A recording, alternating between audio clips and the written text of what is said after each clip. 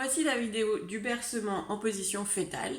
Donc, en position fétale, c'est la personne qui se met sur le côté, les jambes fléchies, les bras aussi ramenés contre son corps, à peu près au niveau du visage ou quoi, quelque chose qui est assez agréable.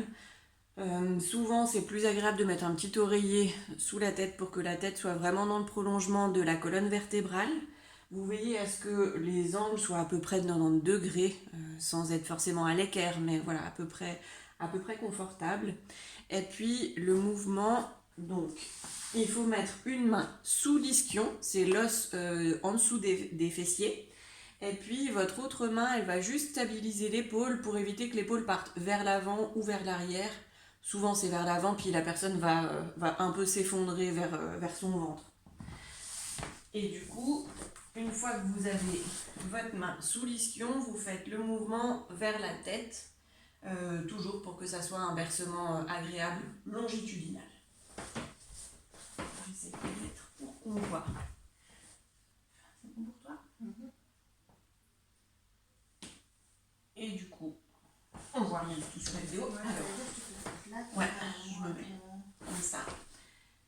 Et puis du coup, le mouvement est vraiment vers la tête. La tête, elle hoche un peu. Comme d'habitude, vous demandez si le rythme, l'amplitude, ça convient. Là, Katia se tient bien, donc j'ai pas besoin de stabiliser l'épaule, mais si l'épaule part et puis entraîne tout le corps, vous pouvez rester du coup vers son dos puis stabiliser l'épaule. Et puis si vraiment c'est trop agressif pour l'enfant, pour la personne, vous pouvez aussi mettre la main sur le bassin, sur vraiment la crête iliaque, et puis faire un mouvement d'avant en arrière, plutôt de roulement comme on a vu le roulement du fessier. Plutôt un mouvement. Et là, on stabilise l'épaule quand même. Je fais le mouvement avec. Ouais, les deux en même temps. Celui-là, je le fais très peu. Alors du coup, c'est bien que Katia me guide. Merci. Voilà le roulement du fessier. Non, le bercement en position fétale.